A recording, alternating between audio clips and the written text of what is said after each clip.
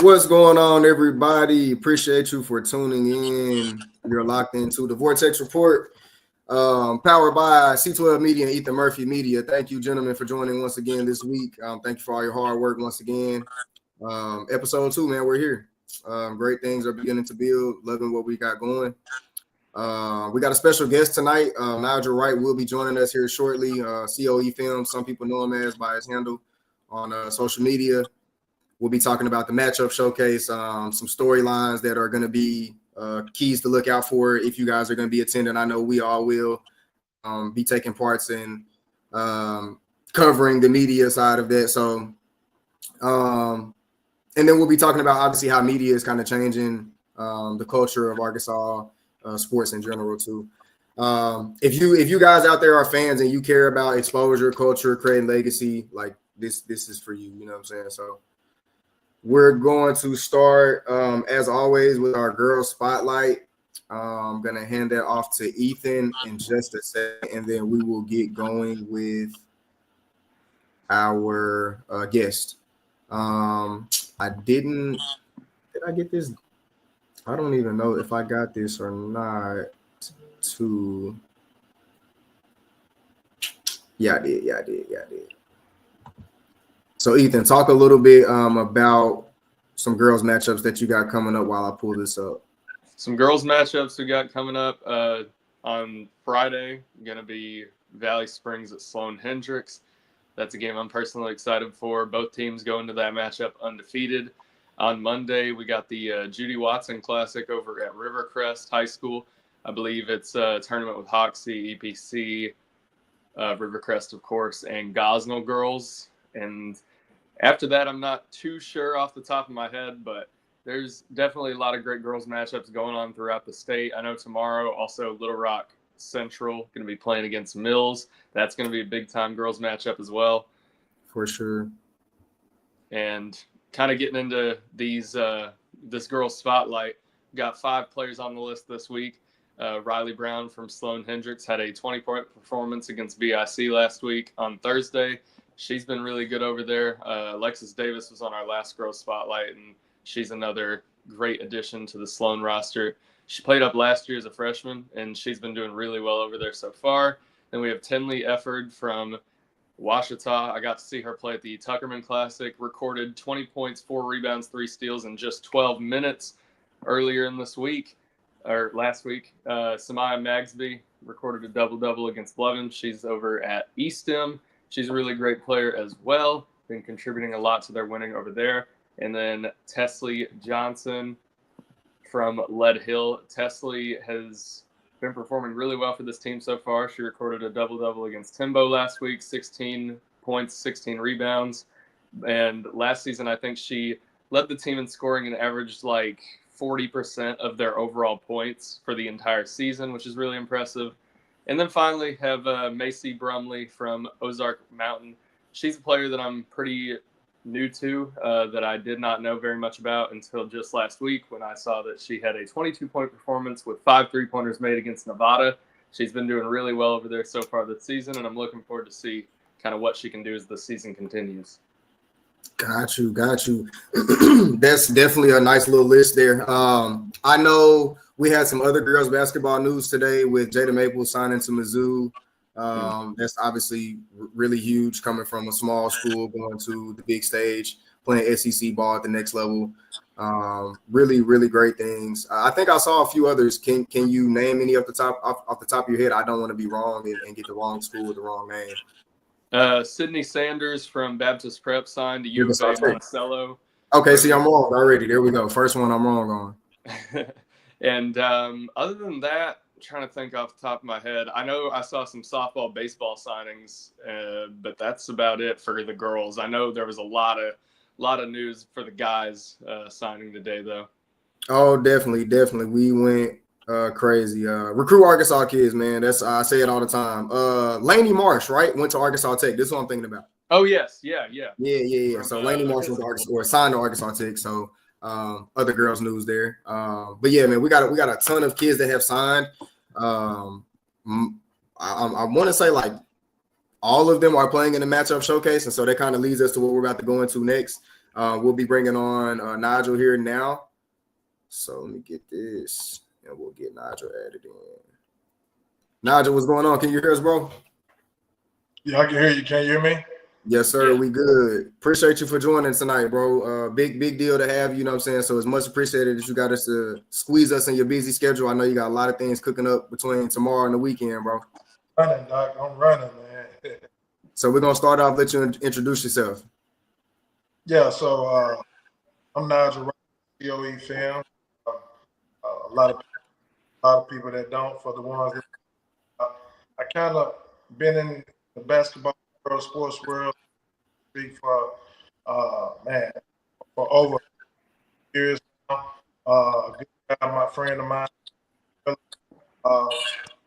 Both some of the guys that mediate, bridge the gap, so to speak. Just college Nigel, world, try to help. can you scoot just a little bit closer to your microphone or to your phone? Can you hear me? Yeah, we can hear you, but it's breaking up maybe like every 2 words. I don't know if it's got a little echo coming back in or what. What about now? Much better, much better.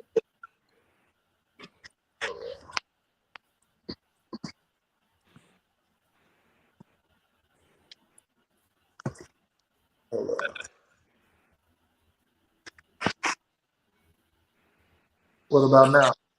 Definitely much better. Yeah, I was saying, my name now, Joey,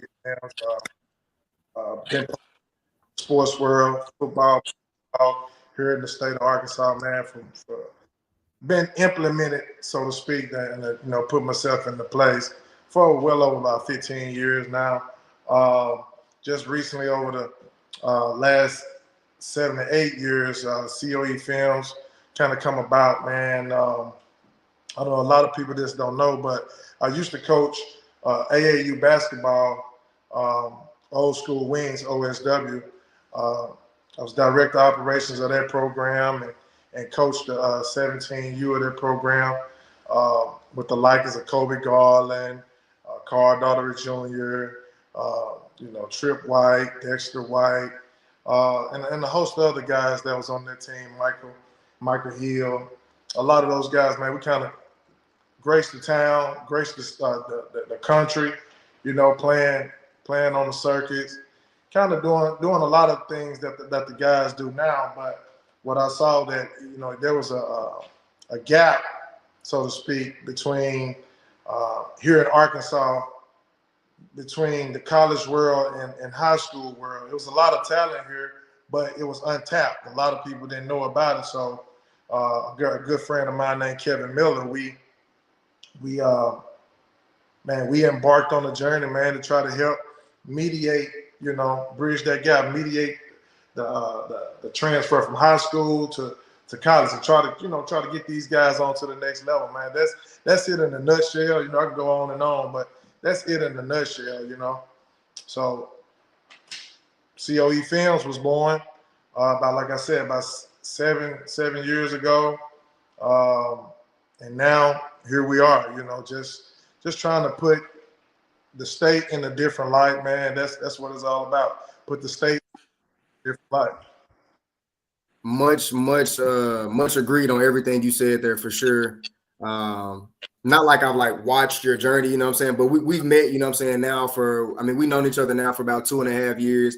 I didn't meet you as a coach. I met you shortly thereafter through Big Miller, you know what I'm saying? So obviously I know the passion that you guys have for the game, and I shared it. And that's kind of how we locked in even. So beautiful thing to even hear, you know what I'm saying, that's how, things came about for you. He definitely inspired me along the way, gave a lot of drive, a lot of push. And that leads me exactly into kind of what we're going to is the matchup showcase being something that Big Miller was so, excited and involved in, you know what I'm saying? It's merely about him, in the essence of basketball spirit, really. So I want to let you get into telling that part of it as well. Talk about the matchup showcase, kind of how that came about, in the first year that he did, and kind of where it's at now. Yeah. So a lot of people don't know, man, the matchup showcase it originated in 2023. But prior to that, Kevin and I, man, we did a few open runs here in the state, and they was real successful, man. And a lot of guys kind of got some light, and you had a chance to kind of put themselves in a different atmosphere when it comes to exposure, so to speak. So that deal turned out to be a success, man. A lot of those guys, those 2024, 2023 guys, even some of the 2022s, they kind of was fading away once we did the opener run. But after that, Kevin and I, man, we sat down. We was just talking about, just how we could, put a bigger platform to create a way to put the word out even further, or put the exposure out even further. And the matchup showcase was born, man. We had a conversation one night. I remember vividly. We was talking about, what could we call it? You know what I mean? How could we make this thing, make it eye-catching, make it catchy, so to speak, where it's different from any other showcase or event that's around. And the matchup showcase was born, man. And from there, 2023, we jumped out, put it together, and from there, it just took off, man. So I have been a part, to see that from the jump till now, and see the growth, see how far it has taken off, the amount of players that played in it, the kind of stock rising situation that it can be for a lot of guys around the state when they do come here and get to, make a name for themselves. It is, to me and to a lot of people, widely considered as the premier event in the state during the high school season as far as showcases go. No doubt about it, bro. So congrats, we appreciate you for putting on such a great event, letting us be a part of it. I know the kids thank you for it. I know parents, fans, coaches, even for sure, love the fact of how, you have inspired people, like myself, you and Big Miller have done things as far as bridging the gap for those kids to get to the next level. I know that's much appreciated and looked upon with a lot of love and light. So, this is me giving you your flowers, bro. We much appreciate it for everything you do out here. Yeah, I appreciate it, man. 2023, early 2024, and what happened was it left a void. You know what I mean? And it kind of made the situation of the showcase. It made it mean that much more. You know what I mean? Just with him, the impact he put on the state, the things that he did, not only for the state but for the kids and for families, man. Just an overall good person, man. Just did so much for everybody. So I think it's only right that we continue to push this event further and further, in his name and in his memory. Along with Chris Boyd and Nick Winger, man, they kind of helped fill the shoes and fill that void, man, with his presence that was needed. And, man, those guys do an amazing job, man, with the showcase. Chris do a phenomenal job. Nick is an amazing guy for what he does, man. I mean, just continuing his legacy.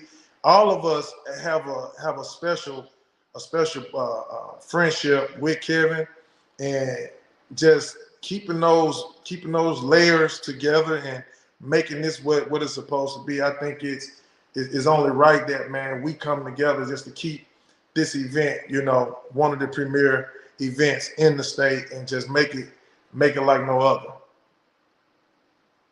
100% agree. And you kind of got into my last little topic that I was going to get into, is when you hit it on about Chris and Nick. I was going to say, there are other wonderful people obviously involved behind the scenes making this thing happen. It was anybody else that you wanted to shout out.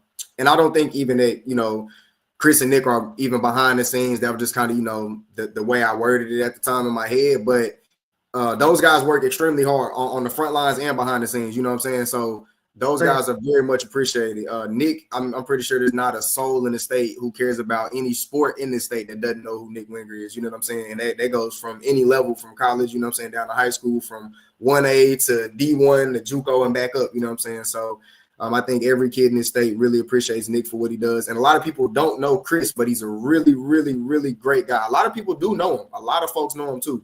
But there's a lot of people that don't know him that need to know. You know what I'm saying? Chris is a guy, he's a machine. You know what I'm saying? He does a lot of wonderful things. Obviously, like you guys have the media day with AR Prep Sports, and that's, you know, his thing, and that's what he does. So big ups to Chris, Nick, yourself, you know what I'm saying, in love and memory of Big Miller, you know what I'm saying? Everything put together and combined.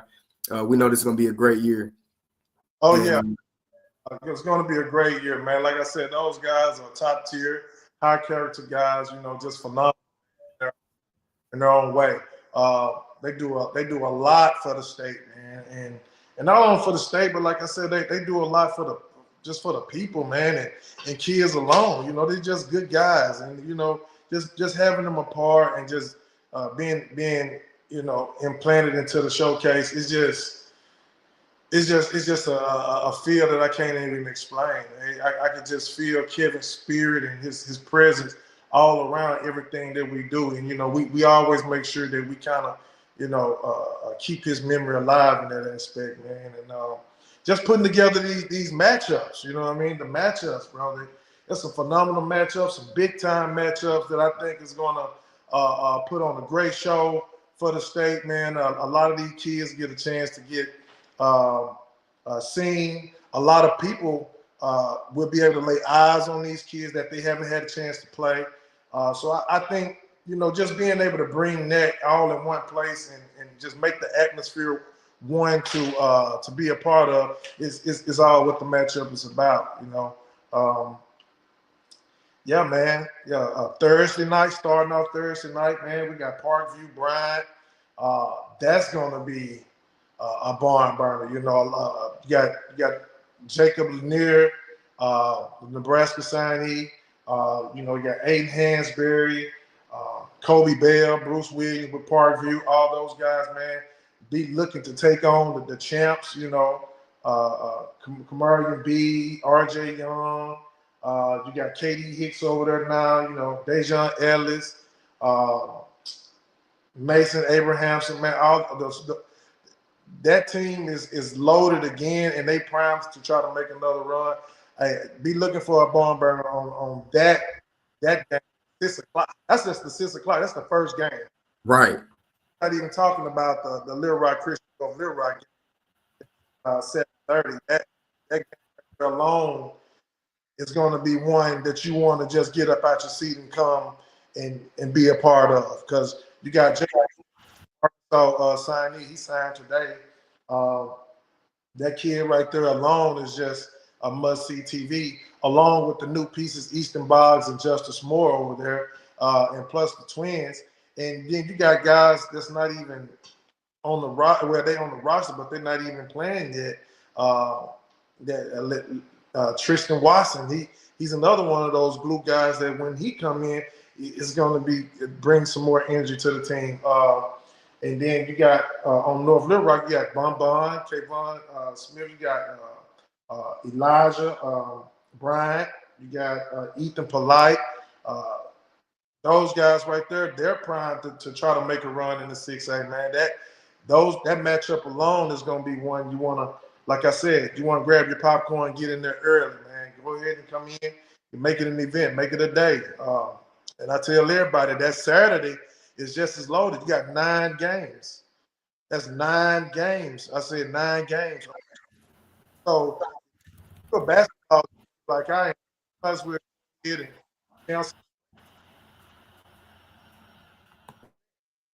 you know, that's what it's all about, man. And get in there and enjoy some basketball. You know, a lot of people they haven't had a chance to see, you know, Chronister. A lot of people haven't had a chance to see him this year.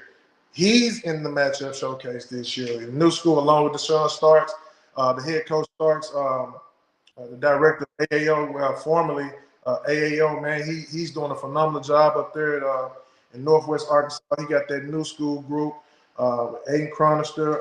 You got Ryder Scribner. That's he's part of that squad right there now. And then Brian Perry with Coach Mark that's coming. They got some guys, man. They got some dudes that's gonna be willing to fill it up. So you got those guys you're gonna be able to view. And just to kick off that 9:30 game. I don't mean to talk too much, but I'm just passionate about it, man. I can't wait. It's brewing right now. You know what I mean? You got the East End Mets. You got Monty Patel with the East End Mets, man. That made a good run last year and shocked a lot of people. They lost a few, but those guys are primed and ready to come back. They facing Bentonville West. You got Coach Trent, Coach there in Bentonville West. Hey, I don't know about y'all, but if you was at the Big Miller team camp, you had a chance to see what Bentonville West can do. Those guys, man, they loaded up and ready to come. So just be willing to lay eyes on them. You got Bentonville versus Marion. Should I even say more on that one? That's a bomb burner. Every matchup. Let me just tell you the matchups for all the ones. If you haven't had a chance to look at the schedule, go to C.O.E. Films. You can go to Vic retweet. Go to we got it on the screen right now. I don't know if you can see the screen. We got it on the screen right now. No, I can't. No, I can't see it. If you do have it, now that 7:30 and that 9 o'clock game we switched. I know it's not pinned up there, but I've been trying my best to try to put it out there so people can for it. Those last two, the Little Rock Christian game is going to go at 7:30, and that Mills and Bryant, the Battle of the Champions, is going to be at that 9 o'clock game. Now that game right there is going to be a bomb burner. So, but just like I said, kick off that morning, you got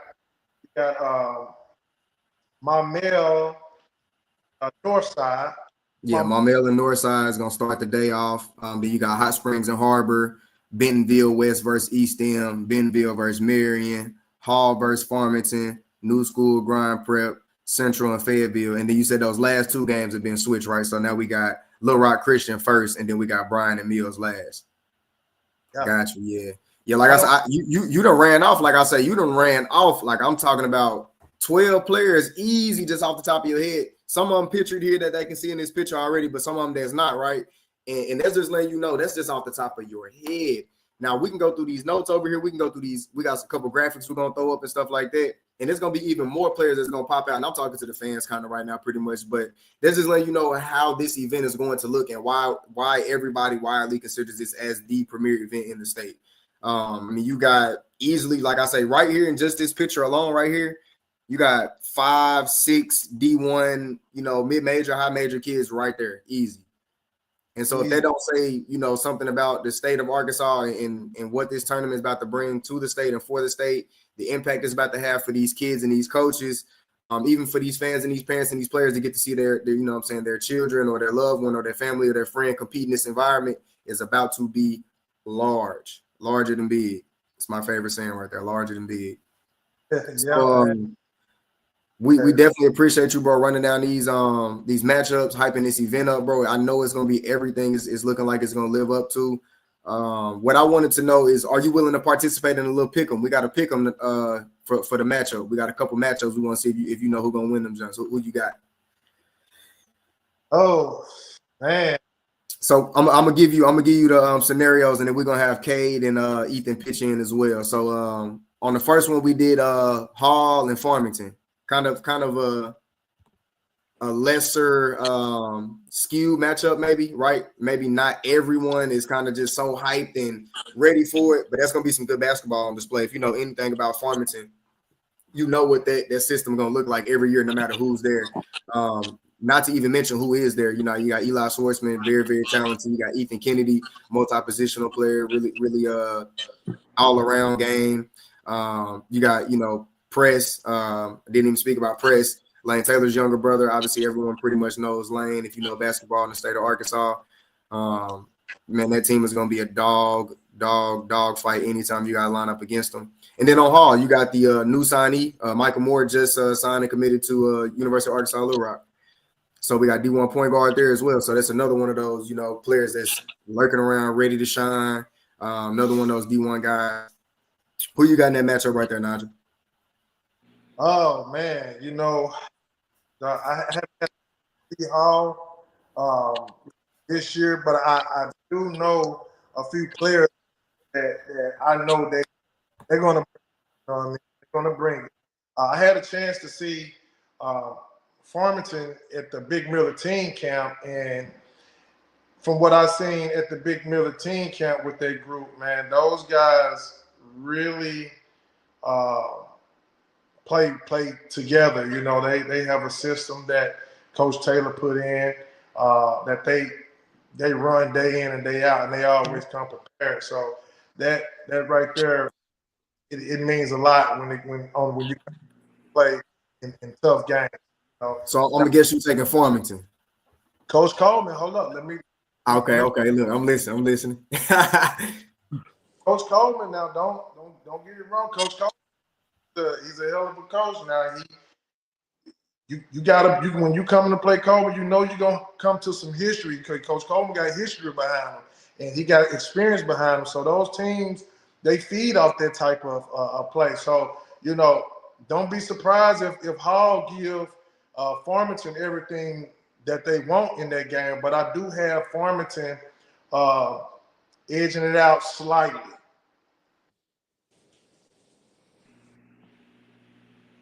My bad, I was on mute. Same for me though. I know that I saw Hall, right? So I went to Hall last week actually for a practice. Saw him out there. Kind of covered the game last night that they played at Maumelle, and they look ready. Landon Hill super ready to put on for his team this season. I was surprised by Shahar Rahman. He was an outstanding player last night who kind of popped up on my radar. And then obviously we got Mike over there. We got Tristan over there. They got pieces that are ready to compete, but I think Farmington's depth, like you said, it's going to be a good coaching battle, but I think Farmington's depth is going to have them winning this one, which I got Ethan in the cave. Yeah, I got Farmington. With me playing at Russellville last year, I got to play them twice, and we went 0-2. They were a tough team last year, and they brought back pretty much everyone besides a couple dudes. You know what they're going to do. They got the guard play. They got the big men. They always reload. They got a ton of depth. Obviously, you got Coach Taylor there. I'm gonna take Farmington for sure. I think I'm also going to go with Farmington. The depth on their roster, I think their entire starting five has offers at this point. Yep. They just play really hard and intense basketball, and I think they're going to overpower Little Rock Hall. Not to say Little Rock Hall won't put up a fight, though. They've also got a good amount of talent that is going to definitely try to be that underdog story and get the win and upset over Farmington. But as for now, I think I'm going with the team that, to me at least, passes the eye test first. But Little Rock Hall, I wouldn't sleep on them either. I think this is going to be way more competitive than people give it credit for. Yep. Moving on to our next one, Nigel, we're going to throw it to you first. We got Fayetteville and Central. Oh, man. I was at that Fayetteville. They came down. They was playing at Central, and that game right there was a good game. So I think it's only right that they run that back, and they run it back at the showcase. So, Coach Lou over there, got some dogs, man. Them boys ready now. He didn't came in and did a phenomenal job with that group. You got Trey Lee, you got Clay Blair, you got Brandon Wright. You got Dalen Thomas. That's another kid that's flying under the radar that I think is going to make a huge impact for Central. You got those guys, man. That's real glue guys, real dogs that really looking to make a big run in the 6A this year. I know that they had a tough game yesterday playing Marion. I saw where they anytime you can come in and you can top a team like Marion, you're making a statement, Doc. Because Marion, I got them going in the 5A.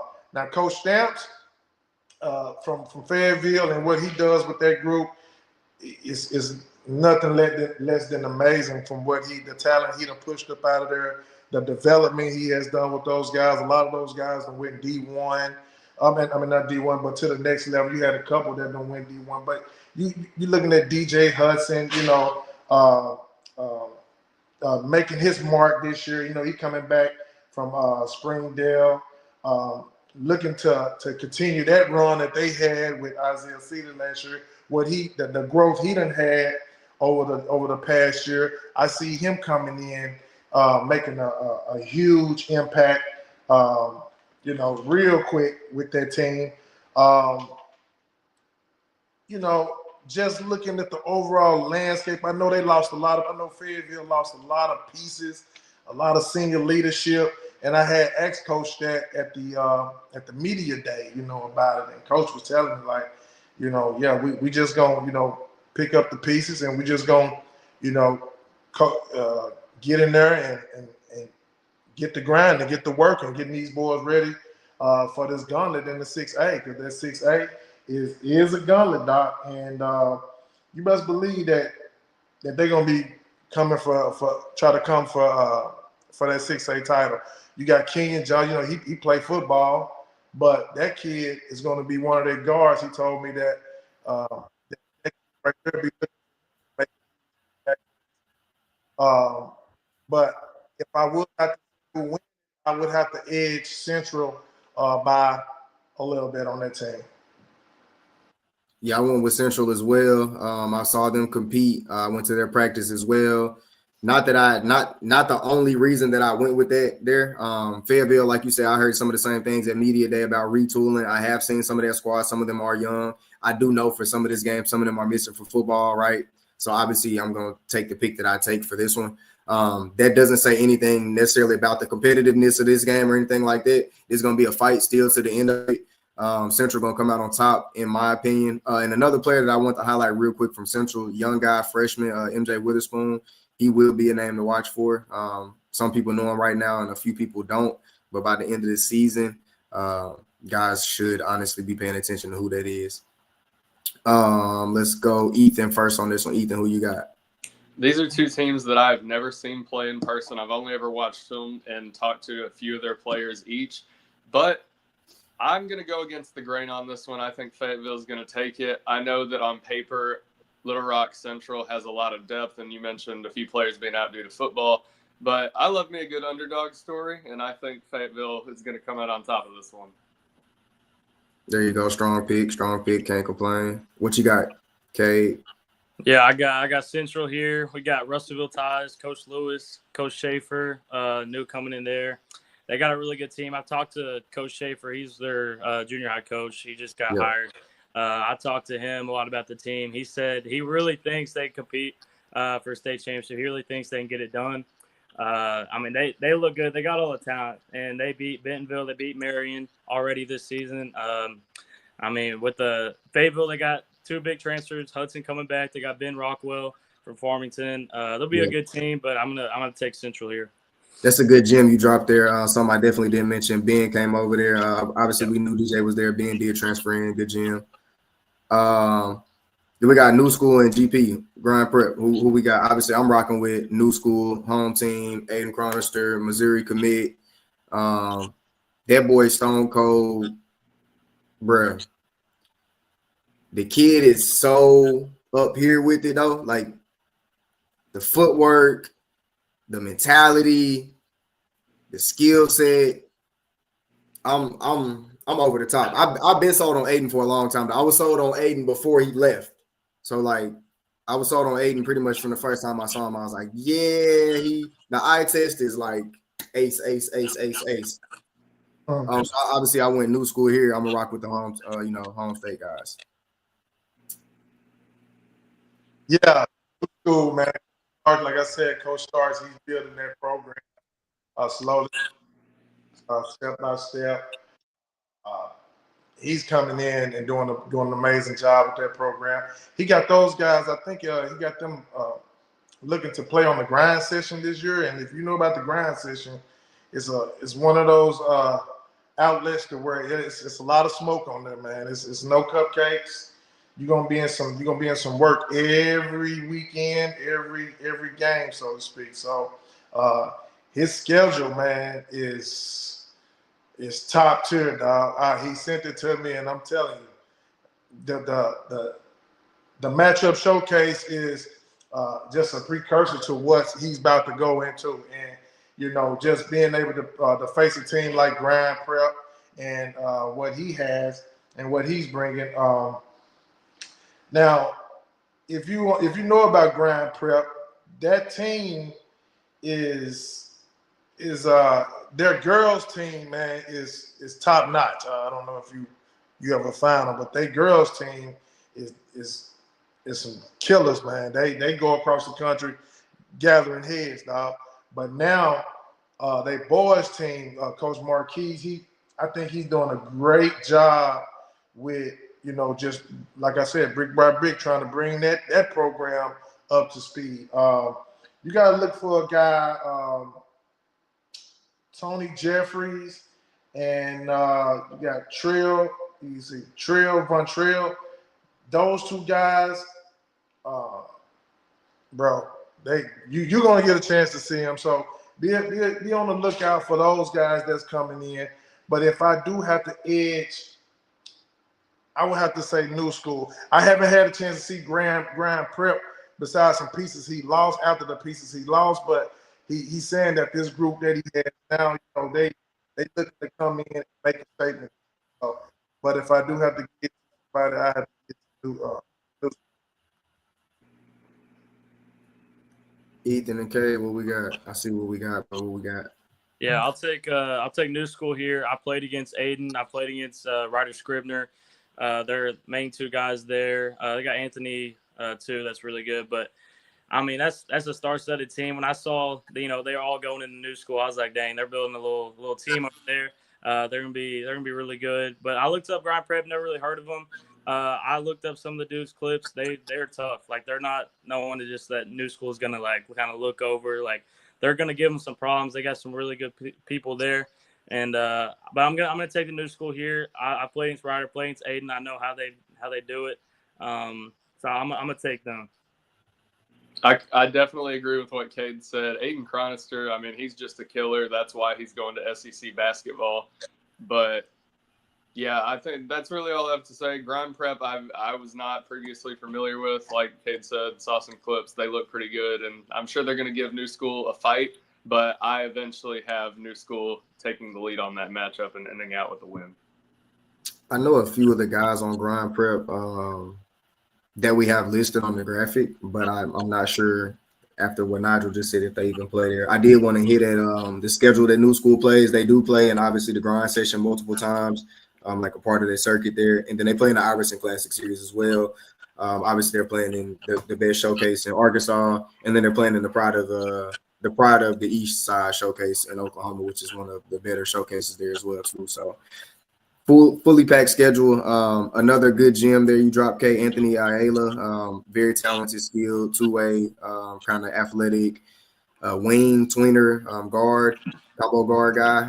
Does a lot of things really, really well. And I kind of credit all of that, not all of it, but I credit a lot of that to Coach Stark. He's great at developing those kids. I've seen him do it with the whole program on the AAU level. And so obviously looking forward to seeing him bring that prep school to our state and put on.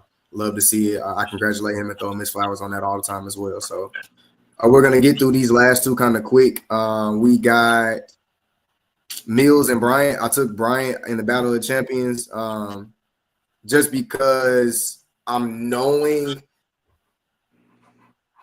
the top strengths on each team, right? They're going to give you what they're going to give you, but then you got to look at everything else, right? So when you kind of get further down the list, and that's not even far as like depth or like input or output, it's just more like having a role and playing it really well as you go further down the list for each team. I think Bryant has more guys that do that in their system. Going to be a good coaching battle between Coach A and Coach Coop. A lot of people probably looking forward to that as well. Great matchup there. Nigel, who you got?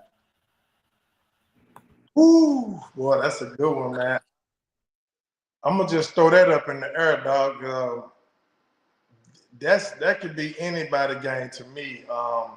And that night, I think whoever is on, whoever is wanted the most, I feel like we'll pull out that game. I mean, you got two top-notch, damn near Hall of Fame coaches, man, out of state, Coach Mike Abrahamson and Coach Ray Cooper, man. Those guys, they done a phenomenal job with their group. If you notice over the past 2 years, what Coach Mike has done with their group, I don't know if y'all know, but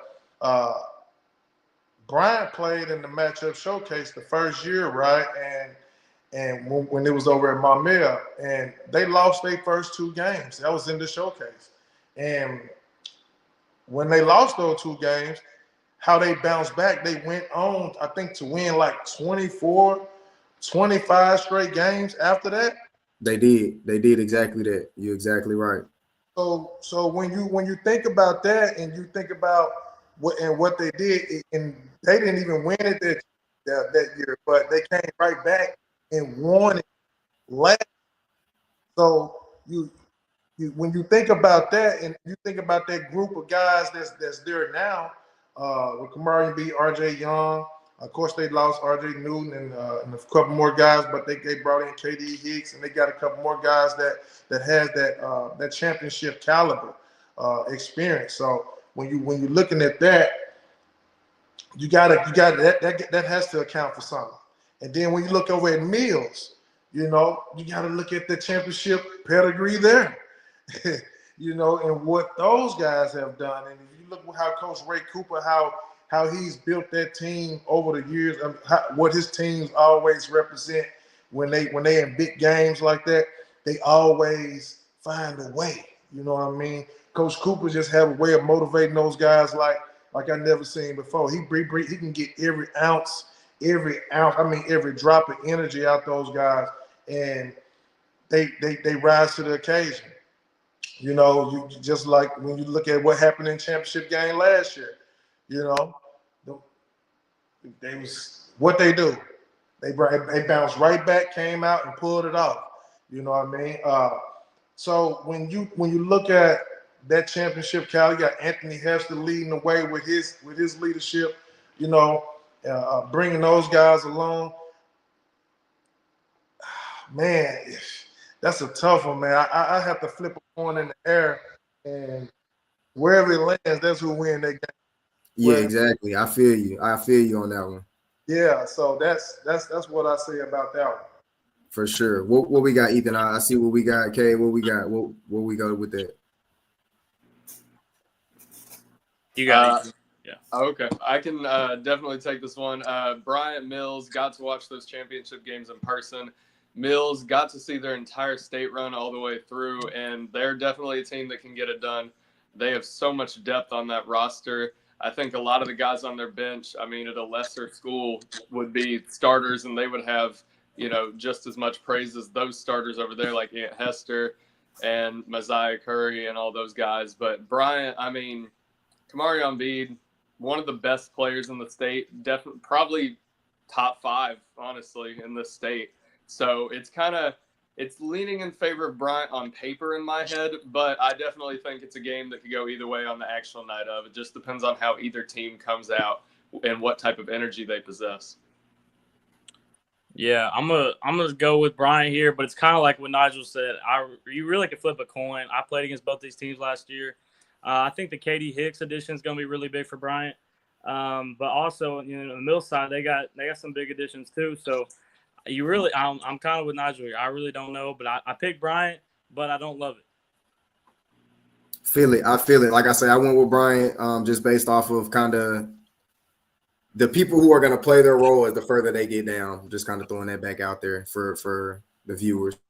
And quickly, we'll get into the last one. We got the biggest matchup probably that everybody really want to see. To an extent, there's not really one bigger than the other, but with this being like a home game, the night of the 7:30 game on Saturday night, we want to know who's going to win. We had a split, obviously, between me and the guys here. I went with Benton winning over Little Rock Christian. This is one where I pulled a page from Ethan's book, and I took the underdog, so to speak. I think if like Vegas odds were on this one, it would probably be like very, very thin, plus money. I mean, it's so many reasons you can go either way. I really feel like the way y'all feel about last game, I very, very much feel like it this one. That's Checking another out those pieces for Christian and the pieces that aren't there, and then checking out the young core of Benton and how they're meshing and the camaraderie of that team and just the impact that any number of player could have on either squad. It's such a toss-up. And I kind of felt like I went with slightly what you could take to be as the underdog with Benton in this one. man. That's another one of them. Like I said, you got to flip it and see where it lands. But you know, I look at the landscape of the 5A, and the 5A is damn near done emerged back to one of like the SEC. You know, I remember back in 2022, 2021, even 2020, man, the 5A was like the SEC, dog. Yeah. Crazy when Jonesboro was in it. Yes. Yeah. Crazy. Like it was nonstop action. It was from top to bottom. You know, you had killers in every conference, but you looking right here in the middle of the Central, 5A Central, and you got two powerhouses. You got Ben, you got Little Rock Christian now, you know, coming up from the 4A up to back to the 5A. And listen, they added a guard play, Justice Moore, you got Easton Boggs coming in, man, from Alma. You got, like I told you earlier, you got the twins. You got, you know, of course, JJ leading the way. Oh man, that them bringing in that right there was something that I feel like was needed to get them to that level, to make them a very hard contender in the 5A. I saw them play in the Big Miller team camp early, and those guys already look like they was gelling, man. Man, I'm talking about throwing alleys. They high on the out, shooting the ball very well. You got JJ doing what he do. You got Justice Moore taking some of that pressure off of JJ this year, which I think would be a good mix for and a good look for Justice this year. Look for Justice to have a big year. And of course, you can't forget Coach Wade, man. Coach Wade, he has a way of pumping those guys up and getting every ounce out of them, just like Coop, you know. Phenomenal job he's doing over there at Little Rock Christian. And, you know, just the you know, transition from them to Ben, Coach Hendricks, man, well, what can I say? You saw the championship run they had last year, and just the up and down and the fireworks in that championship game. That some of the moves he was making down towards the end of that game was huge. Some of the plays that he was calling, man, was huge. And you got that factors in. You know, coaches, he do a great job with Ben. I know they was a new look Ben. They lost a lot of pieces, but I feel like they replaced some of those pieces, not all the way, but enough to get the job done. Look for that match, man, to be a burner. You got Spratt. You know, they brought in Jair Hardwell. You know, brought him in. That's another guy that's flying under the radar. He was a high school. He did a great job last year of flow and keeping them in big games. They was in the matchup showcase last year, and Jair had a heck of a game in the matchup last year. So don't be surprised if Jair come in and he has a heck of a game this year, man. Be looking to see him do some spectacular this season. And not on this season, but in the matchup this year. If I would have to edge it, man, it's whoever win that game is going to be who's ever making their free throws, man. So be looking to see whoever make the most free throws of that game. That's who tops it off. That's a great call. I very much so can agree with that one. It would definitely be about a lot of that. Who's gonna bring that aggression? Who's gonna get to the line? Who's gonna make it? Who's gonna earn it from the line? A lot of coaching will be going back and forth in that one as well. And then another sleeper for Ben that a lot of people don't know. They moved in 6'5" Sahir Gant from He's from Texas. I was about to say probably the wrong part, so I ain't even gonna say it, but I know he's from Texas. Done a bit of research on him there. Gonna be a skilled player. Gonna definitely be somebody to watch for, and that I think will catch a few people by surprise. People probably won't see him coming. Be a great look there. Throw it to you guys. Who you got, Ethan? Who you got, Cade? I've got LRCA taking this one. It's a really big toss-up, honestly, but I mean, you have the best player in the state in J.J. Andrews, and I think he's really going to be the deciding factor into this game.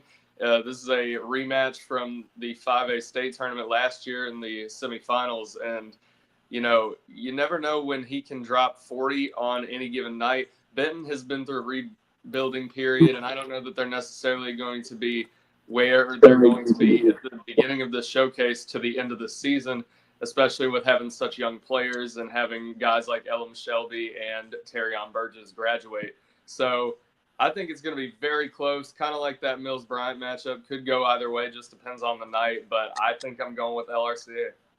Okay, who you got real quick?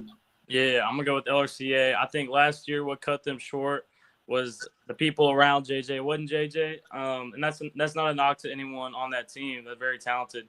But getting those key additions, Easton Boggs, Justice Moore, like Nigel said, Easton Boggs, I play with against him the last 3 years. He can shoot it from literally anywhere. He will shoot it from the logo, I promise you. Just those key additions. Obviously they lost a ton of those guys, but I think they got some really good additions, and they're not going to be as bad, I think, as people think. But like Ethan said, they'll probably be a lot better towards the end of the season than they are right now with that young of a team. But with that being said, I mean, I got to take JJ, top 10 in the country. I got to take him. Heard. I was going to get Nigel out of here, but it looks like we lost him anyways. Nigel, if you are watching this, if you see this, brother, we appreciate you so much. If you join back in, looks like maybe you did. Let me see. Nigel, you there? I'm gonna join you on my other phone. I think this one better. It's all good, brother. Look, we was about to get ready to let you go anyways. I just wanted to say thank you so much for joining tonight, bro. We so much appreciate you for what you're putting on for the state once again. We appreciate you for joining and being part of what we have going on tonight as well. Thank you, brother. You enjoy your night, all right? I don't think he heard any of that. Nope. He can play it back. I'll make sure. I'll make sure I look. I timestamp it for him. Let him know. Yeah.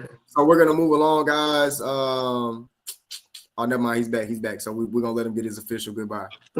All right, bet. We got you in. We was about to get ready to let you go anyways. Nigel, we appreciate you, bro, for joining in tonight. Appreciate you for everything you're doing for this state, everything you're doing for these kids, these families. Appreciate you for being a part of what we have going on.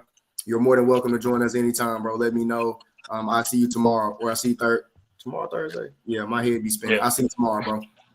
Okay, yeah, man. I just want to say, man, I appreciate you for having me on, giving me a chance to kind of let the state know, not the state, but just let the world know about the matchup showcase. Being a advocate for the showcase, man. I appreciate that so much, and I also appreciate you guys, man. It was a wonderful time being able to sit down and chat with you all, and especially about basketball, man. This is something that I'm so passionate about, and looking forward, man, to joining the next live show, man. I like what you're doing here, man. I think this would be a good thing, not only just for people like us on the panel, but the players as well, giving them an avenue to be able to speak about their passions and what their expectations and their point of view from the game, man. I love what you're doing. Keep doing what you're doing, Vic. Man, you do a great job trying to highlight these kids, and it takes a village. Like I said, it takes a village, man, to get these guys where they need to go. And I feel like that what we do is only just a small scale, but it plays a big part in the long run. So, man, salute to you guys that's on the panel. Hey, man, keep doing what y'all doing, man. Much appreciated, bro. Thank you again, bro. Have a good night. Thanks to you. Bye. All right, bro. Nigel Wright, everybody, C.O.E. Films. You can go follow him everywhere at C.O.E. Films. It might pop up as Crunked Out ENT. That's my guy right there, man. Can't say how much love I got for him. We'll be here all night for real, to be honest with you.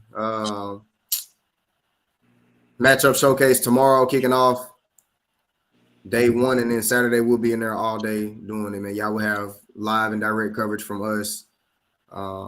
Vortex Sports, that is. I'll be updating through Arkansas Sports Network as well. I'm not sure if Cade is going to be here. I think Nigel popped back in. Let's see if he got something else he want to say real quick. Yeah. What's going on, bro? I do have one thing else to say. So listen, before I get up out here, man, I meant to say this. Say, Arkansas, listen here. The matchup showcase Thursday, okay, November the 13th. Saturday, November the 15th. I don't know what you're doing. I don't know where you're going, but what you need to be doing is making your way to the matchup showcase. There's a phenomenal chance that you will see, man, some of the best basketball that the state has to offer. You got phenomenal coaches, phenomenal players. You got phenomenal media, phenomenal fans that supporting their people. Man, get up, make this thing an event for you. Get on out here, man. Just like I said, come out here and just show your love for your teams and be able to just get the full experience of the matchup showcase. Yeah, I promise you'll love what you see, and you won't leave disappointed. Appreciate it, big man. And yeah, I just wanted to get him out. It's really about. Most definitely, bro. We got you.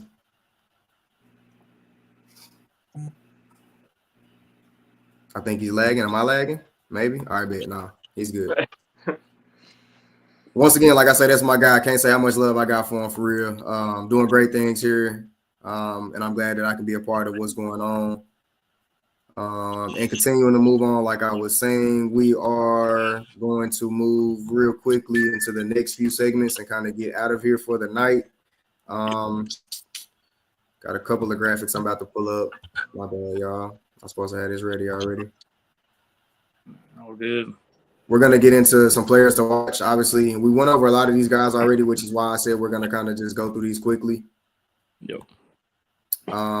So if I can get the first one on screen, that would be nice, huh? Here we go. So we got AC, everybody knows Chronister, Ryder, Anthony, Javon Ray, Holden Kirk, CB, Kamarian B, RJ Young, KD Hicks there. Like I said, we talked about half of these guys already. I'll say a few that we didn't. Javon Ray is on a tear right now as far as early into the season.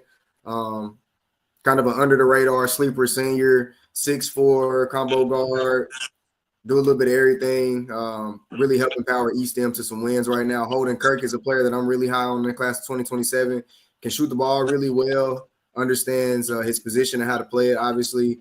Guards, multi-positional, kind of guards like 2 through 5, 2 through 4 for sure.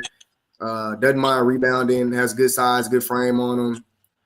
Really smart kid as well, so highlight those few. I'll let you guys talk about the other few real quickly, whatever you guys want to pitch in there. Yeah, I'll talk about Ryder. I already kind of talked about him, but he's someone I played my whole life. He was at Harrison, Russellville. We play them. He is a shot creator. He could go out. He could score 40 any night. He really could. He is that good of a shot creator, that good of a shot maker. Kind of talked about KD Hicks. That's a huge addition for Bryant. Holden Kirk, really good shooter for East End. And obviously the other guys that I didn't mention are pretty much all D1 guys, so y'all should know them. We already talked about them, so yeah. Javon Ray coming in this year from Lisa Academy. Really good player. I got the chance to speak with him a few weeks back and very much has a big love for the game, and that's something you always appreciate seeing from players. Holden Kirk, got to see him last year at the 4A state tournament. Really just showed a lot of tenacity on the floor. Great scorer. Really has his head on straight when it comes to reading the court and trying to get past, whoever he needs to get past in order to get a bucket. And then you have that trio from Bryant, Kamarian B. We already talked about him this week and last podcast. I mean, one of the best players in the state. RJ Young showed up really great last year, and KD Hicks, big addition. That trio is going to bring Bryant, I think, to Bank OZK yet again this March. Yep.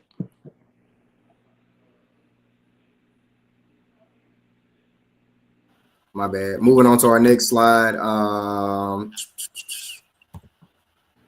Got JJ Andrews. Obviously, you don't know basketball if you don't know JJ here in Arkansas. Simple and plain. You got Justice Moore, who we were talking about earlier quite a bit about, new transfer in. Kid is a killer, understands how to move the ball, understands how to move with the ball. Tristan Watson is a guy, I don't think he will be playing tomorrow due to football, but he is a guy to watch for throughout the season. Caden is the twin to Caleb, and both of them are actually pretty stellar kids. Really well-rounded guys, do a lot of everything. Combo guard, forward, tweeners. And we got a couple of the players over from Grind Prep. You got Chance Rogers, Draylon Davis, and Nick Watson. Nick Watson is one of the names that I knew. And like I say, we might not even be sure if these guys are 100% playing. Sorry if that's bad reporting out there to the fans. They were kind of hard to get a real hold on to their roster, and they might have made some changes. It's a prep school. There's a lot of things that go on there. If you know, you know. If you don't, sorry. But those guys, all three of those guys are pretty talented. I know for sure with Nick, if he's playing, he's going to be the main guy probably on the floor, not unless, like I say, they brought somebody in like Nigel was talking about. But outside of that, real quick, anything you guys want to put pitch in there? Anything you guys want to say? Yeah, I'll just say, I was going to talk about Nick Watson. He's from Australia. I thought that was – and I saw kind of some of his game. Obviously, like you said, grind prep, you really don't know. I was really hard to find stuff. I was really trying to find stuff on them because they're all about their girls, like what, Nigel was saying. So, but then, Little Rock Christian, Easton Boggs can shoot it from the logo, from Alma, transfer from Alma. You got Justice Moore, transfer from Jacksonville, played against him last 2 years. He is a shot maker. Like Nigel said, take a load off JJ. Obviously, you got JJ. And Caden Nelson is, I guess, one of the most improved guys, I think, from last year. I saw him during the summer, and he's much improved. That's what I'm going to say. All these guys really great. I want to talk about JJ Andrews as if any more needs to be said on him. Got to see him, I think, 2 years ago at this point, at Bearcat Arena here up in Northeast whenever they were in the same region. And getting to see him play in person was a big moment kind of for me that made me realize kind of, this state has some dogs, and he's definitely the premier one in Arkansas for high school basketball for a reason. Yep. For sure. Moving on to our next player watch list for the matchup showcase. We got Jacob Lanier. Went on a tear last night, went on a tear over the weekend that he had in Texas. Aiden Hansberry has been on a tear since this summer. Jacob is newly signed to Nebraska, as we were talking about kind of a little bit. I think Aiden will be the next Parkview signee, next kid to pick up an offer that he's going to probably commit to. And it might be later towards the end of the season. Obviously, a lot of basketball goes on during the season. If you're not signed by this point, probably will wait to the end of the season. It's kind of just how recruiting goes. If you know, you know. Kobe Bell's another name that you really need to know over there at Parkview, making a name for himself. He's been one of their most consistent players over the past few years. With the down year last year, he was still one of their most consistent. A guy that stuck around and battled it out, so a name to know there. You got Brenner Bourne, was a kid who I kind of came familiar with this summer at the Big Miller team camp. He was the premier standout for Harbor. Harbor also has Jabari Washington that we don't have pictured here. Will be another kid to watch for in that game. Harbor did lose some pieces, and but they got what's the word? I'll put it in a lighter way. They're not as bad as people think they will be, and so just watch for Harbor, especially in this tournament and their matchup early on in the day. You got Cayenne Franklin, pretty decent. I've been following him for a couple years now. I got to see him in a close workout not too long ago. I think he'll be effective for Bentonville as he just got over there. You got Marley, one of the top 2027s in the state as well. Truman Wheeler, who's an underrated prospect in that 2027 class. I think the 2027 class as a whole is super underrated as far as them getting their own exposure.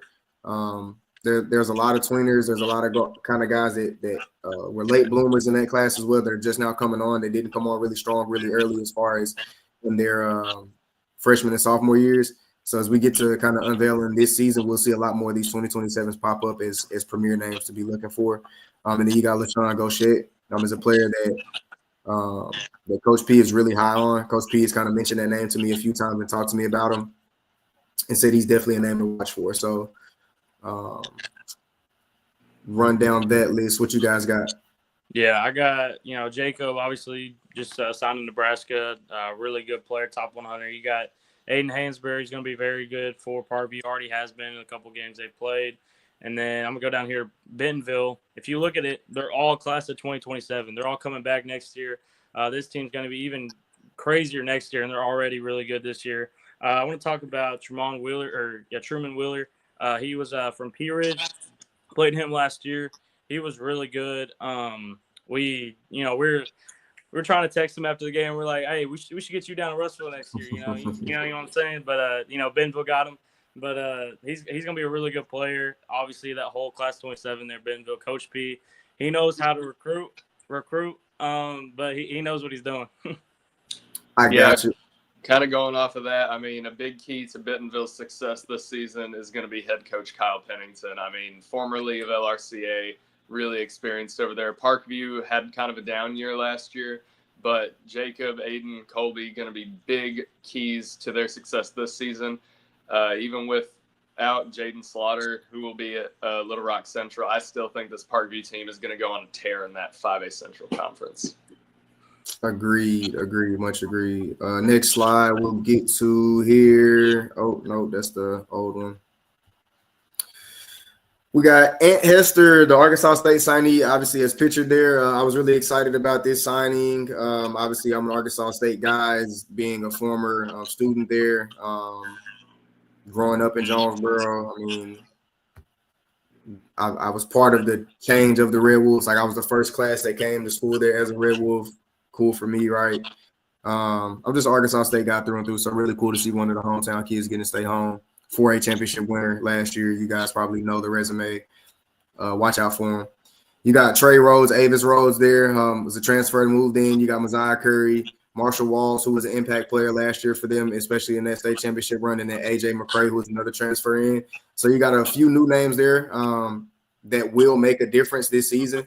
You guys will want to pay attention to those names as they come on strong throughout the year, which they will, like I say, probably more easily than not mesh together early in the season. These guys obviously have some kind of chemistry, know each other as much as the Central Arkansas kids do already. And so I think they'll come on strong. Be a great matchup to watch them versus Bryant in that Battle of Champions. Then you got three guys that I'm pretty heavy on as well. Kyrell Black, Javen Bullock, and Elijah Nolan. And with those three, I started watching Kyrell last season during AAU, and I started watching Elijah a few months ago, just kind of checking out some film from his summer and his last season. And then Bullock I've been on since he was a freshman. So I've just kind of been watching these guys, and the biggest thing out of them that I've known is just the improvement. They want to get better, and every single time I see them, they're getting not just better, but like much better. There's incremental growth. It's not just I'm inching along. It's big steps. It's big steps. So really good player list right here. More guys to watch out for in the matchup. What you guys got while I pull this other one up? Yeah, we got Mills here. We played them last year, obviously. Trey Rose is a huge addition for them. Played him. I'm pretty sure he was at Jacksonville last year. Really good player. And then you got AJ McCray, another guy I played. He was at Conway. He was at Whitehall. Really good player for Mills to pick up. And then Northside, I wasn't too familiar. I was going this year thinking, all right, Northside's not going to be too good. I see they play really good against North Little Rock. I watched that first quarter, and I only watched that first quarter, didn't have a lot of time, and these three dudes stood out. I knew these were the top three guys at Northside, so watch out for them. They are going to be a lot better. Losing Shep obviously was a huge loss for them, but these three guys are stepping up and filling in those shoes, and I know they're going to be a lot better this year. For sure, I agree. My bad. I was just going to chime in. Coach Wilmat's doing a great job at developing those guys, instilling a culture over there at Northside, kind of getting his feet wet after leaving North Little Rock a few years ago. Go ahead, Ethan. I'll kind of go over briefly this Mills team, a team that I got to watch a lot of last year, especially in that playoff race. They lost a big key when they lost Zaylin Rowland. due to graduating classes. But Ant Hester has really shown up for this team last year. He's a really cool, calm, collected player that doesn't really lose it at all on the floor. He just kind of goes out there to compete. Isaiah Curry can knock it down from three. I mean, full of energy, really energetic player. And Marshall Walls, another great guy. These three are going to be the trio to watch in the 4A Central, in my opinion. And also with the additions of Rhodes and AJ McCray, who just came over from Whitehall. I think he averaged like 23 over there. So, I mean, this team is stacked through and through. And I think you're going to see that again in their record. I think they only had 3 losses last year. And I would possibly expect them to maybe lose a little bit more, but not too much more than last season. Got you. And then moving on to our next slide. I thought I had it ready. It's taking its time now. All right, so I don't have it ready, I guess. That's on me. It's not going to populate. All right, let's see if this one will work now. That's what happens when you try to be the host, the commentator, the producer. No, I'm just playing. All right, there we go. Cool. All right, so next player watch list, we got Ben Rockwell. Obviously, we said who's the transfer in over at Fayetteville, came from Farmington last season. DJ Hudson also a transfer in, came from Springdale off of the run that they had last year going to the championship, ultimately not able to capture that, losing to Bryant, but hoping to run things with Fayetteville a little differently this year. Mitch Kirkland, a young guy, 2028, who is a prime player to watch in the state of Arkansas for that sophomore class. You got Henry Sims is another player who's super underrated over there, is going to make some plays in that senior class, who's going to be an impact player. You got Javarius Russell, 4-year guard, I'm pretty sure he played in his freshman year as well. I don't know. I want to say I'm right about that. Do you guys know? Are you guys sure? I think you are, because I thought he was a 2025 guy, but yeah, then okay. I think he's coming back. So I was like, oh, then he had to play 4 years for sure. Pretty sure he's a 4-year guy. I know he played for the last 3 for sure, and been a starter and had significant minutes and a significant role, over the course of the seasons. But he'll definitely be a bright spot on defense for Benton in their matchup. You got Jay, what he's mostly known as Nigel was talking about earlier, had a big game last year, played for Hot Springs, came into Benton this season. He's looking to take over at the helm of, off-ball scorer, small package guard who can do it all. Got Brian Cal Jr., who's pictured here in the picture. Really, to me, super, super outstanding, super skilled, a dog. Knows he can go score 25, but he'll settle for 13 and 8 boards as probably the smallest guy on the floor sometimes, you know what I'm saying? So I love everything about him. His game, his energy, his will, knowledge, IQ, swag on the court, demeanor. He's got a lot of everything. He's got a lot of the total package. Obviously, the skill set speaks for itself. He passes the eye test. I'm an EGOT Spratt. Once again, I feel like Spratt's one of those players, kind of, if you don't know Spratt here in Arkansas, you probably don't really know basketball.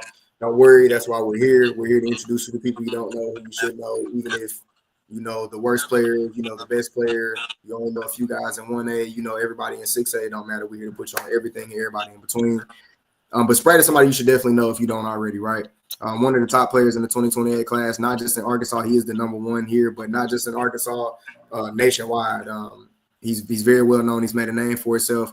He's picked up quite a few offers in his young stage. And he's ready to rock and be the leader as a sophomore of that team, to be honest with you. So what you guys got? Yeah, so I got starting with Fayetteville, Ben Rockwell. He was at Farmington last year. He was a high impact player for them last year. Played him twice. Just really talented. He's gonna dunk, and that's what he does. And you got a theme here with Fayetteville's team with height. They got a lot of height. And so they're gonna rebound the ball very well. Getting Hudson back, and then Kirkland, the young guy, and the Sims. They're both really tall. And then you go down to Benton. You got Javarius Russell, another guy that I thought he was a senior last year just because he's been playing for so long. Obviously, Braylon Russell's brother, but he's doing his thing. And then you got the duo in the 2028 class, Brian Cal Jr. and Anthony Spratt. Really good players. Brian Cal Jr. kind of gets overlooked with Spratt But man, he's a player. Like, he is a talented player. The Spratt, I don't want to say he's gonna be JJ Andrews, but that's big shoes to fill. But I mean, he definitely has the potential for sure. And for that Fayetteville team, I mean, Ben Rockwell, DJ Hudson, Mitch Kirkland, going to be the trio over there. High flyers, as you mentioned, Cade, very tall. I mean, explosive at the rim. That is going to be a team that I think is a little underrated going into this season so far, and I think they're really going to prove themselves in this showcase, assuming that they're all playing and nobody's on football as well. And then for Benton, I mean, Javarius Russell, Jahir Hardwell, I mean, those two guys are kind of the vets of this team for these two younger guys of Brian Cal Jr. and Anthony Spratt. Vic, you mentioned Spratt with the offers already. I mean, he already has an offer from the Razorbacks, so that kind of goes to show how good of a player he already is. And I just think these are two teams that have a really high ceiling going into the season, not just when it comes to win, but also that playoff race. Agreed, fellas. Agreed. We'll go to our next slide here. We got Hall, Central, and North Little Rock in this one. North Little Rock is a little short, but obviously they got a little more depth than that as well. And it's just what we listed on the graphic today. Micah, Jace, and Tristan are impact players for Hall for sure. Jace is one of the sleepers in the class. Jace is also not a 2028. That's just a typo there. But yeah, it's all good. Micah, like we said earlier, going to Euler next year, just signed. Be a great addition to that team. A small package point guard who's primed and ready to make plays. He gets paint touches and finds people open. Simple as that.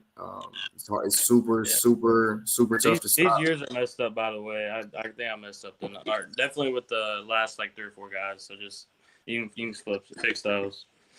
It's all goody. And then we got, like I say, Jay Sullivan, do it all, kind of tweener, guard forward. Tough guy, transferred in from Conway to Hall, has been making an impact early in the season with their game they played already. And Tristan, who is back now, who's been injured for a while. He's also not 2026, he's 27. But he's been injured for a while, but good to see him back on the court. Like I said, I went to their practice the other day. He looks good. Clay, Trey, and Brandon. Brandon should be back. I think Coach told me after Christmas break. Yeah, that's right. That's what Kate told me. And I mean, when he does come back, I mean, they say he's still been working out. He still does look good. Like I say, he still passes the eye test. You can tell he's still active. He just might not be full speed, full contact active, but obviously staying in shape, still look good. Trey Alim is a player that I really think is going to evolve over this season, coming into next season, and really take it to the next level. I think he's about to unlock something there. He's a dog. He's a workhorse. And he's a guard that he'll play any role. He'll be your facilitator. He'll be your pass first guy. He'll go to the basket and draw your fouls. He'll be your scoring guy. You know what I'm saying? He'll be your spot up guy. He'll be your corner boy if you need him to. You know what I'm saying? So he'll be just your lockdown defender. He'll just guard the best guard on the team and, try to lock him up all night. So I love the fact that he's a multi-position or role player. And then you got Clay Blair, very small package guard, somebody that I push kind of highly for here in the state. I think he will be able to get a great offer before it's all said and done and go to the next level.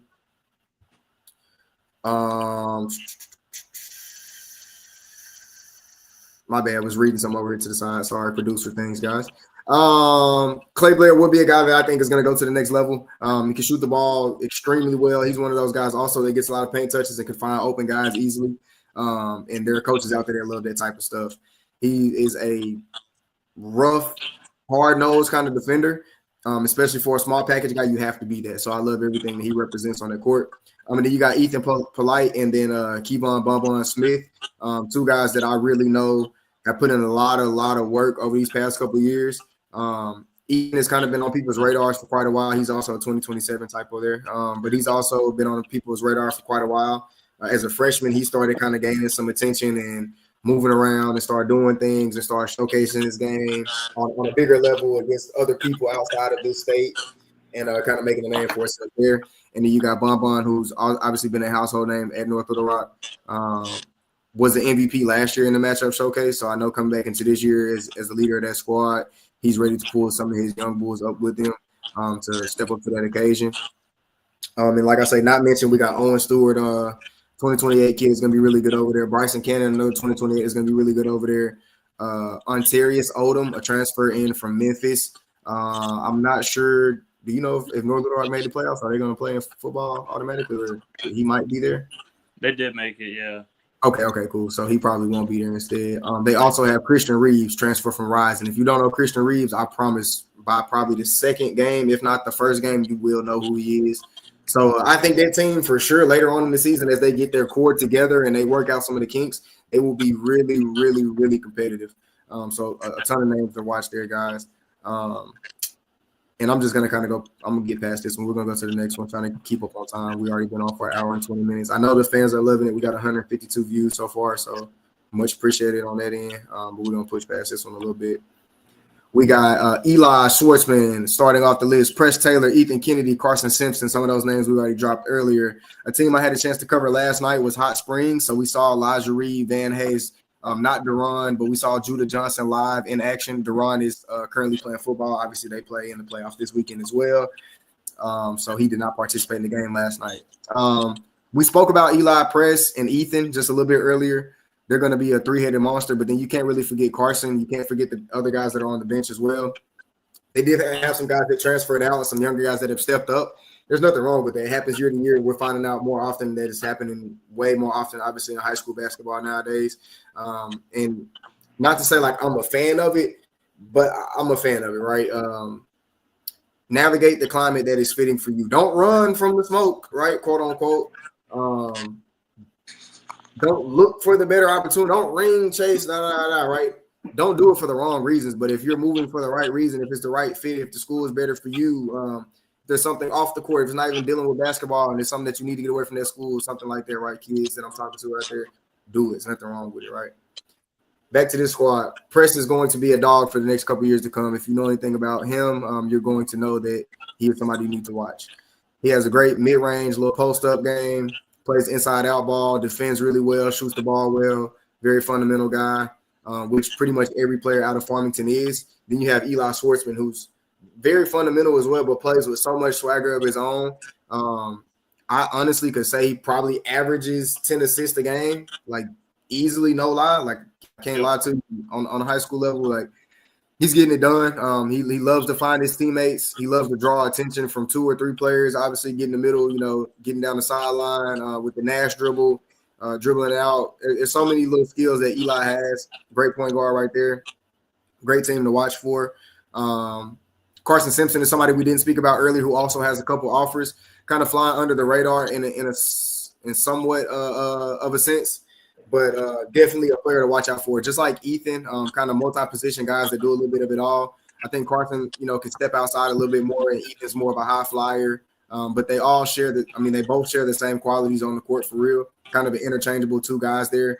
Can really play each other's position well, multi-positional guys on both ends of the court. I would not sleep on Farmington at all to make that state run this year with the squad they have. Then you've got Elijah, Van, Duran, and Judah. Like we say, Duran would not be playing in this game, but definitely still a player to highlight. He'll be a bright point for that squad this year. Really solid 2-way guy to put next to Van. Van came on extremely strong in his high school debut, scoring 13 points. I just did a write-up on Prep Hoops about this earlier. 8 of those points came in the first quarter. They were tough. Being guarded by Jacob Lanier, Aiden Hansberry. They were tough buckets. They were literally off the bounce, runners, floaters with contact, still found a way to hit them. They were off glass. They were nice floaters, nice touch up over the rim. Earned his way to the free throw line a few times, handled the ball under pressure, under traps, double teams. Van Hayes looked extremely ready for high school basketball last night. Such a great thing to see. Very exciting freshman. You guys should definitely be watching for. It is Arkansas's #1 freshman. #1 2029 player. Will be great to see him play in the matchup showcase as well. Judah Johnson is another guy who plays with straight dog energy. He's another one of those players who's a multi-positional guy. He's 2028. He's a little young, still learning, a little rough around the edges with the athleticism. He's a raw guy, has a raw feel for the game, but he loves everything about it. He wants to be so much better than you. He wants to outwork you. You know what I'm saying? Those are great qualities that you can't teach every player. And so with that being said, Judah's a super promising kid who's coming up for that Hot Spring squad, who we will be able to see at the matchup showcase. Anything you guys got to say about this list here, real quick? Yeah, just Farmington, they're going to be really good. I think Schwartzman, Taylor, and Kennedy were the only three really returners that come back that actually have game experience. Even Carson Simpson didn't play at all last year. Right. So that's going to be interesting to see. But, I mean, you saw the depth. If you were there in the summer, the Big Miller team camp, I mean, they still got it. They just reload every year. And then with Hot Springs, I mean, that team's very young. And you kind of saw it last night. With the big loss Parkview, but I wouldn't be worried. Young team, started the year, they're kind of just figuring everything out. It's new for them, so I wouldn't be worried about them. But they will be a really fun team to watch in the showcase. For Farmington, I would just say, I mean, like Cade said, they reload every single year. I mean, it seems like even jumping up to 5A, being all the way back from a couple of years ago. I mean, they just every single year are a competitor, especially in postseason play, and I think you're going to see that yet again. And then for this Hot Springs team, I mean, they're a young lineup for sure, but they've been running the AAU circuits all summer. I know multiple of these guys were playing for Off to You over this summer, and I think they're really going to show up in ways that people may not be expecting. Much appreciated for the input there, brother. I agree as well. And like you said, Cade, as far as Carson Simpson, definitely is going to be a player who's going to get worked into that role. I saw him a little bit in the summertime, look really good, though. He has experience on the court, maybe not obviously in the high school setting for that squad, but he'll be a difference maker for sure. For sure. Going to our player spotlight. Player spotlights are super important. I'm super glad that we have the viewers that we have on right now. This is based on you guys' submissions. We cannot do this list pretty much without your submissions, right? We want to have 10 player spotlight lists, right? We want to have as many submissions as possible. This is you guys' chance to come and put us on to somebody who we don't know. I always like to shout out a comment if there is one who's not on the list. Obviously, we got Cooper Durr from Ozark High School. I do know Cooper. I have scouted Cooper. Very talented 2027 kid. Bigger size, can shoot the peel off the ball for sure. Loves to make plays, doesn't mind guarding, doesn't mind rebounding. Appreciate it, Mike, in the comments for letting us know about that. But you guys got to keep us tapped in, though. We'll try to add Cooper to the next one. We do take it by submission, though. So it's posted to our stories. Normally, you guys just drop a name. If you don't see it on our stories, just hit us up, DM us. Hey, player spotlight submission, so-and-so, Coach Vic. Player spotlight submission, Ethan. It don't matter, whatever, all right? We take it all. So we appreciate you guys. With that being said, let's get to it. Starting off the player spotlight, we got Sky Davenport. Few people might know the name. Played here in state a season ago, not last season, but the season before last, right? Mm-hmm. And then moved to New York, played at a prep school. I just talked to Sky, actually told me he got hurt there for a minute and kind of, wasn't just the worst thing in the world, but just decided to come back home after the injury and, finish out his senior season here. So Sky was already a player to watch in the state in that class, so I definitely would be keeping eyes on him. We got Cole Rockwell over at Pulaski Academy, Duke Bowman at Shiloh Christian, Jalen Neal from Marion, BJ Knowlton from Jonesboro, Easton Boggs Pitchard, who we already kind of talked about as well, TJ Whitney for Nettleton, and then Kevon Smith, who we already talked about as well. So I'll go with Cole Rockwell real quick. Solid. He passes the eye test, right? When you look at his length, you see he's got a plus wingspan, super long, lanky kind of guy, broad little shoulders, right? And you see his kind of handle. He's strong with the ball. He doesn't try to do too much with too much flash and flair, kind of just trying to get from point A to B, get to his spots, make things happen, put up a good jump shot, shows good mechanics on pretty much everything that he does as far as dribbling, defending, doesn't make too many just big mistakes. Really promising 2027. Like I said, this 2027 class is going to have quite a few that pop out. Duke Bowman is another kid that I kind of push pretty high for. I think he's super talented. He plays really well in the summertime. Obviously, he plays with Shiloh Christian during school season, as we can see, as mentioned before. They don't always make such a deep run in the playoffs, and so maybe Duke doesn't get the shine here in state that is probably due. But it's a player that I also like to speak on quite a bit. Jalen Neal is another one of those guys who came on later into his high school career. Last year, he really started popping and making plays, catching eyes and turning heads. This summer, he had a great showing. Earned himself a few offers as well on the AAU circuit. I know Coach Sammy Lewis over there has done a great job developing a lot of those guys, and Jalen is a prime example of that. Then you got BJ Knowlton, who's the hometown Hurricane. I love everything about BJ, man. Played with BJ couple weeks back in the gym, and we were playing pickup ball against big kids, little kids, right? Anything, right? And one thing I'll say about BJ is nothing ever changed about his demeanor. No matter who he was guarding, no matter who was guarding him, no matter who was on the other team, it did not matter. And those are some of the key things that I look for in guys, especially in a pickup setting. You got to be you no matter where you go. If I pick you up and drop you into college in Colorado, are you going to be you or are you going to change to a different guy, right? BJ, I can say, is going to be him no matter where he gets landed, no matter what squad he ends up on, no matter what situation he's put in. And I wish him all the best. He can play at any level, literally any level of basketball. I'm saying that from the top to the bottom. So I hope he finds the fit for him. And with great coaches and great people around him, I know that, he'll probably be able to do that for sure. So wishing BJ well. And then TJ Whitney is another player that I'm super high on. It's crazy. TJ's probably it's between him and Duke, but he's probably the most underrated player on this list, honestly. Just a super slept on talent, man. Northeast Arkansas, we tend to not get as much love. We don't have the media sources and things like that as other parts of the state do. Sometimes we don't have the same resources. We don't get the same reach. But he has done everything in his power to make sure he can get on the same level as all these other guys as far as his play goes. And he hasn't missed a beat. He hasn't skipped a step. Another player that I've worked with closely in workouts, things like that, who deserves everything that's coming his way. Another guy, like I say, much like BJ, can play at any level, top to bottom. Now being surrounded by some better people as far as teammates coming into their developmental stages, being younger, him being more of a leader as the senior this year, obviously. Already was the leader last year, but more of a leader, kind of having to take on that full aspect, be a great thing to see. This is a great player spotlight list from top to bottom. Real quick, you guys give me a chime on one or two people.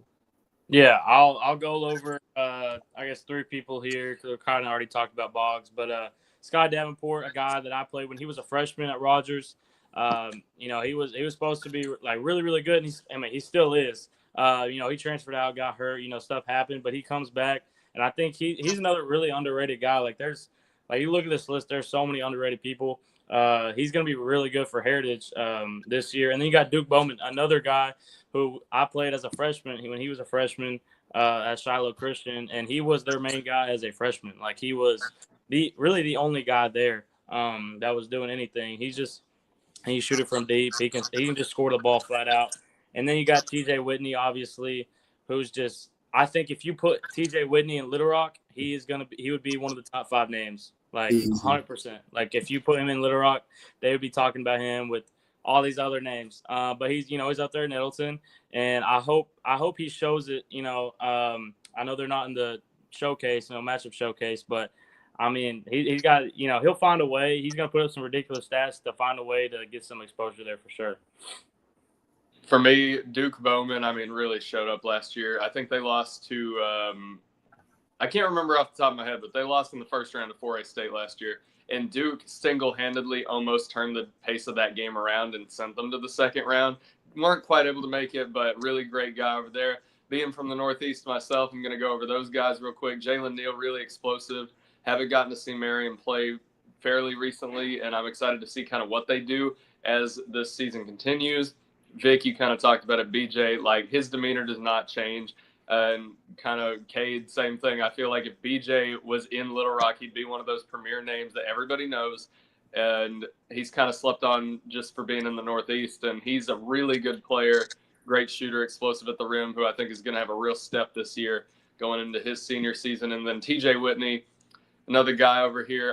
Talking to players, every now and again, you hear his name in casual conversation, and it's not – they don't even have to be on the schedule. Like, everybody in Northeast knows TJ Whitney, high flyer, explosive at the rim. Just changes the pace of the game for the Raiders. Most definitely. And last but not least for the night, before we wrap it up, fellas, we're going to get to our team of the week. Ethan, I'm not sure if we even filled you in. We might have dropped the ball on that. This might be news to you. Yeah. We got our team of the week for sure. We had to, and I don't know. Did you sent me both, right? Yeah. I literally look. Okay, no, I'm tripping. I'm looking right at it. All right, cool. So we're gonna go with real quick. Our first one we'll get out the way because we kind of talked about them a ton already tonight. And it might kind of be obvious as to why they are team of the week. My bad. Off the dribble here. Our first team of the week we're going to do for this week is going to be Parkview. Been on a tear. Kay, you can go ahead and drop it off. Yeah. Parkview, they're 3-0 this week. They beat 2 out-of-state teams. I guess the tournament down there in Texas. They did their thing down there, and they come back up to Arkansas and give Hot Springs a 50 ball. I know. I guess Vic, you were covering that game. I mean, just a ridiculous game. Like, I was not expecting that score. I know Hot Springs is young. They don't have a couple guys football, but, like, man, like that score was like Parkview, they're not the team that they were last year. This is a whole different for sure. No, for sure, 100%. Like I say, like you said, I did go cover this game yesterday. Hot Springs missing a few guys, super young across the board. But that didn't deter Parkview, that they didn't play to the standard of the competition. You know what I'm saying? They went out, came on really aggressive early on, right? First home game, stuff like that. You know, want to put on for the fans, put on for the crowd. Maybe a little too aggressive, made a few mistakes, and then right in the second quarter, settled it down. It was like 40 to like 16. Took off major in a major way. And like you said, went on that run out of state. Behind the leadership of Jacob Lanier, obviously we just talked about, Nebraska signee, great kid, great player. And then moving on with Aiden Hansberry. AJ's been phenomenal so far this season. Another kid that I push really high for. I think super talented, D1 guy, Peach Jam winner. As you can see, even in this photo right here, passes the eye test when you just look, see broad shoulders, you see the tone, the muscle. You see him in the gym. Everything at the rim comes with explosion. He's attacking. He's getting downhill. He plays at his pace, not the game pace. If he wants you to slow up, he's going to make you slow down. If he wants you to speed up, he's going to make you speed up. You know, can't say enough about that kid right there for sure. Looking forward to seeing him all season as well. But that's our first team of the week. And then what you got, Ethan? Anything on Parkview that you've really seen that you want to point out? Well, Parkview has done a complete 180 compared to last season. I mean, last season I think they were near the bottom of their conference, and this season I think they'll be one of the top ones. And Parkview just think they're going to go on a tear, frankly. And I'm really excited to see what conference play looks like. I'm excited to see who takes that top spot between Parkview and LRCA. For sure. Coach Harrison, I just met Coach Harrison yesterday as well. He's done a great job of getting there, changing things, turning things around with the culture, the mindset, the camaraderie of the boys. So I definitely think they'll be on one for this season. Great to see them growing. Great to see the View back as the View, and not what they were last year for sure. I agree. I think they only won, and it's not to highlight the terribleness, but I think they only won 5 games, and I think they're going to quadruple that this year. They'll probably win 20 games. Yeah. Oh, yeah.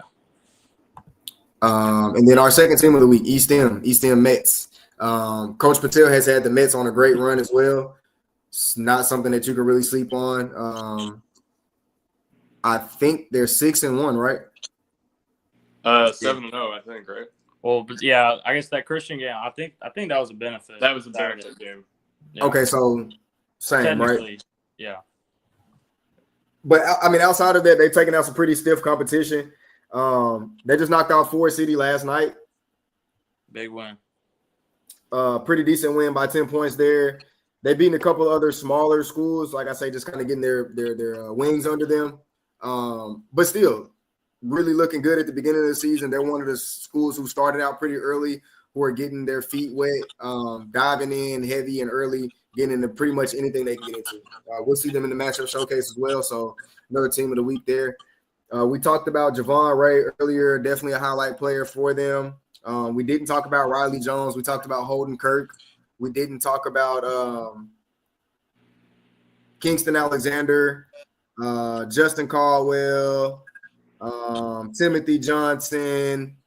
Really, the whole roster. Yeah, the whole roster, yeah. Right, you know what I'm saying? So there's so many kids that we didn't talk about already that do deserve the same recognition. So I do want to shout those names out, and that is why East End is our team of the week. Obviously, they have a great group right there that Monty Patel's putting together, and coming on strong early in this season. What you guys got?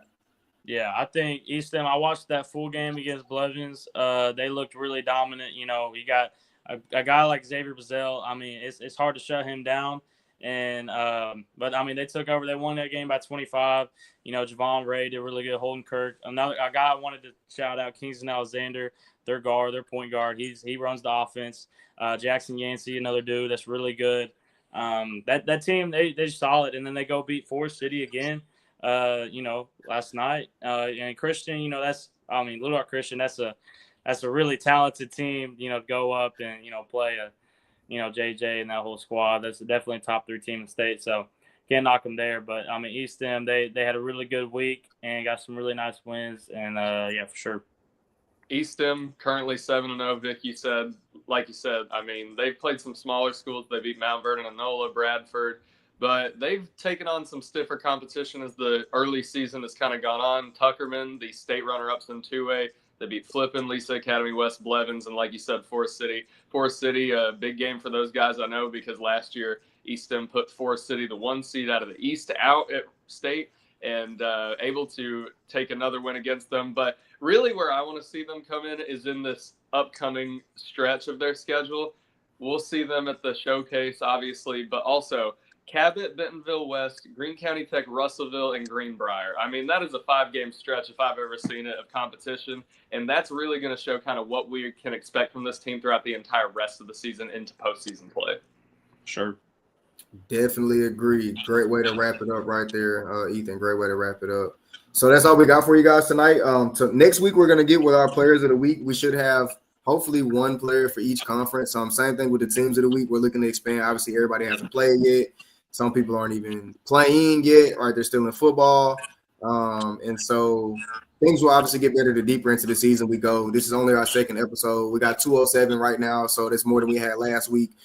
As long as we get 1% better, bro, I'm a coach. Y'all know me. I mean, 1% better is the goal. I thank y'all as fans for watching, for tuning in, for giving us great feedback.